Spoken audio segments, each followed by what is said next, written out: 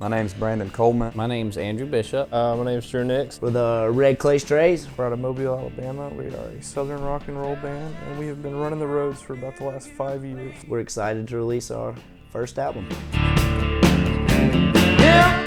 So with the last 5 years, we've been in a bunch of different studios and never really liked what we heard. Our thing has always been our live show, playing live to a crowd and having that energy and that chemistry. That's what's always needed to be captured in our recording. Recently we became independent for a lot of reasons, but mainly so that we can be ourselves. Yeah, we struggled for a long time trying to figure out who we were.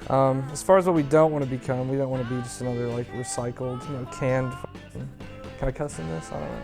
There's always somebody in the room telling us, no, do this way. The way you want to do it isn't the correct way. They wanted us to be a certain way. It never really sounded like us. It never really touched us the way we expected our music to. We started looking into, well, how do people record music and how did they do it back, because we loved all the old stuff from the 60s and 70s, and how does this stuff sound so good? And a key factor into all of that was everybody played live. Now that we're independent with this album, we were able to do it the way we wanted to. And we found a place that we felt like could capture us the way we wanted to, like on all analog equipment. I mean, old school, it's all analog, there's nothing digital about it. Giant knobs, it didn't have faders, just giant knobs like this, click, click, click, click. No Pro Tools, no auto-tune, no quantization. It's all just 5 guys in a room playing music. It makes recording a little tougher, but a little more fun.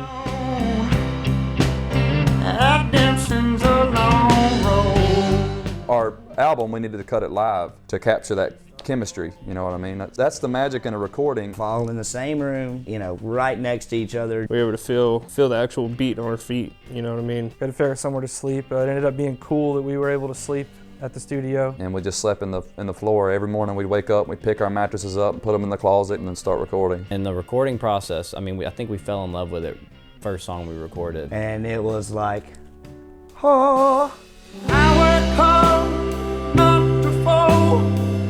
think we did 12 songs in 8 days. Just going back and listening to it after we tracked those first few songs and sitting down in the control room and listening to it, we could finally say okay, yeah, that's us. That sounds like us. It just felt real. Even the little hiccups and mistakes that were in there, we kind of left them in because it's what happened in that space at that time. The album's called Moment of Truth, and that has, I feel like, a couple of different meanings. To me, this album represents everything that we are. Everything is coming straight from our hearts and our brains and our guts. The 12 songs on the record have a lot of moral fiber to them. A lot of these songs we've been playing for a long time. Some of them are very new, a few months before we went into the studio. They're either coming from real stories or real feelings, like happiness, sadness, people feel all that, and hopefully somebody out there will be able to relate. And if they can relate, they know that they're either not alone or they feel like they can party too, be happy.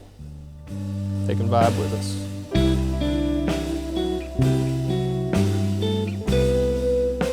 It's the Moment of Truth because it's our first album we're ever releasing.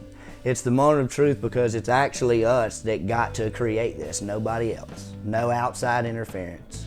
It's the Moment of Truth because we kind of need help. Now that we've got the album recorded, we've got everything mixed and mastered, and we like the way it sounds, we had to start planning the process of releasing it. And quickly realized it adds up quick.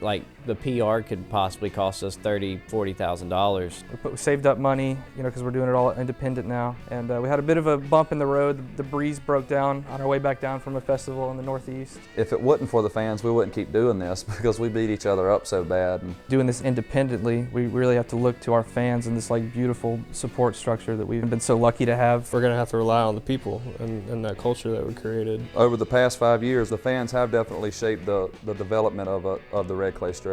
People have become essentially our record label now. Our fans are our record label. We have put literally everything into this album.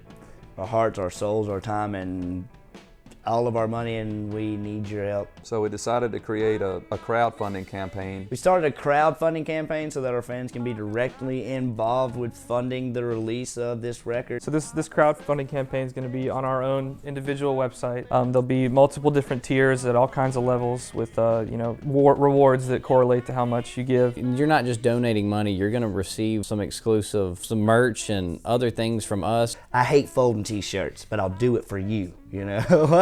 Okay, we hope that our fans, go on this website and find out a way that they can get involved. We appreciate any contribution given to us, and we know there's people out there that can't give and that would love to. One of the biggest things you can do for this is just spread the word. And this record is going to be the people's records. We're going to leave it up to our fans to determine how far this record goes and what this record does. Thank you to any of our fans that are watching. And we want to thank you in advance for supporting us. I really hope the fans know how much we love their support and how much we need it, and I hope they'll go to the website and see how they can get involved with all of this. Go check out the website. Go look at the crowdfunding and just look at it. So I just want to say I really appreciate your support, your love, and hope to see y'all on the road soon.